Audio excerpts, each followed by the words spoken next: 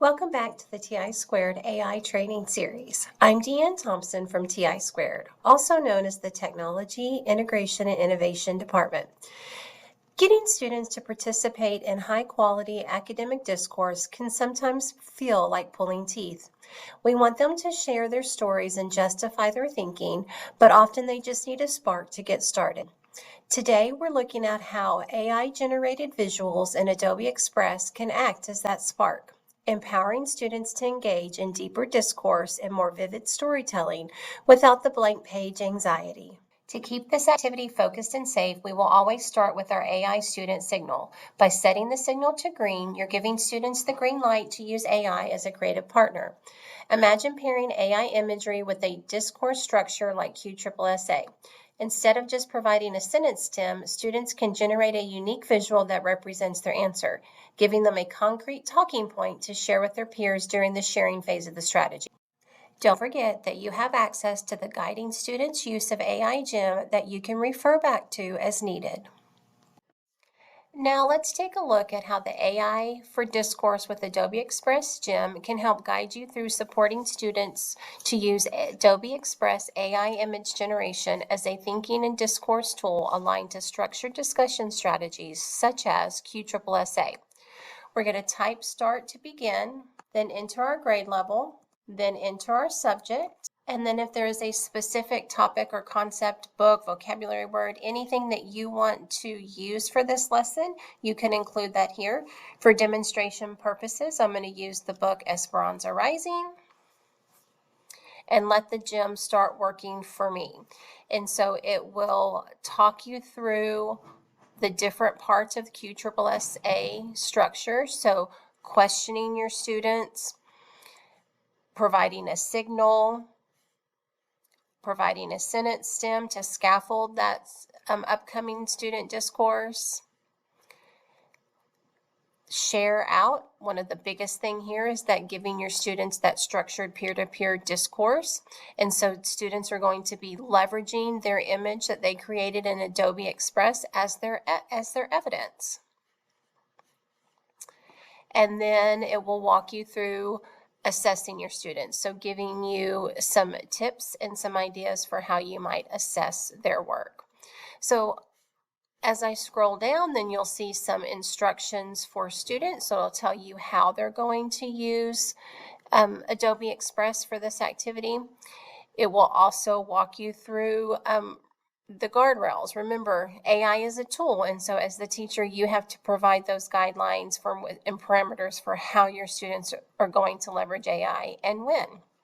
So you do have the guiding students' use of AI Gym to refer back to as needed to help support you with that. Then if you want to continue this into building out a full lesson around using Adobe Express in student discourse, you can copy and paste those steps and put that into the lesson planner gym that you learned about in a previous training.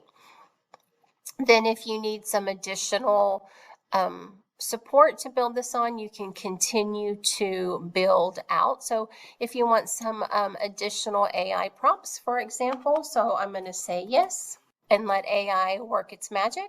And so now I can see some additional AI prompts that I might have my students use, or to provide some if they need some additional scaffolding.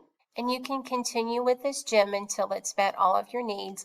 Once you have, then you can actually come in and explore how AI generated images would be created in Adobe Express. So one thing to point out is your students are going to access Adobe Express through ClassLink. So once signed in, they're going to click on the Adobe Express icon. Once in Adobe Express, they're going to look for this image that says create an image, and we have a text box for a prompt. So I'm going to paste in a prompt and click generate. From here, Adobe Express is going to build an image based on my prompt. So one thing to keep in mind is that students can always add in additional detail to their prompt. They can try different vocabulary words, different terms, different adjectives to change what image might be generated for them. So here I have a couple of different images that you can see. If this does not meet their needs and I want to change this up, I can, or I can click generate again and see what additional images I see. I can also see all of the previous iterations that Adobe Express has created for me. Once I have an image that I want to use, I can click on that image, and now I can open this in the editor in Adobe Express. And so now I have access to all of Adobe's tools over here on the left-hand side. So if I need to add text or even add in, my sentence stem that I wanted my students to use, I can do that as well. I can even regenerate an image if needed. Once students are happy with that image, there's a different, there are a few different ways that they can share. So they can come over here and download that image to their device.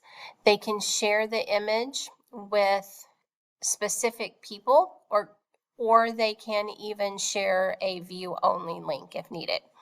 If you're using this as an Adobe Express assignment in Canvas, they are going to see a turn in button here up in the top right hand corner, so they can actually turn in their image to you in Canvas.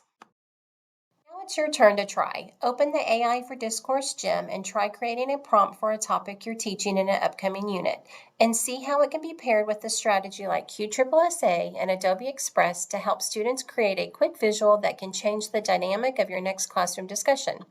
Remember, success isn't about the most complex AI prompt. It's about finding a workflow that gets your students talking and thinking. Now that you've seen we use gems to make our jobs easier, in our next lesson, we're going to pull back the curtain and show you how to build your very own gems.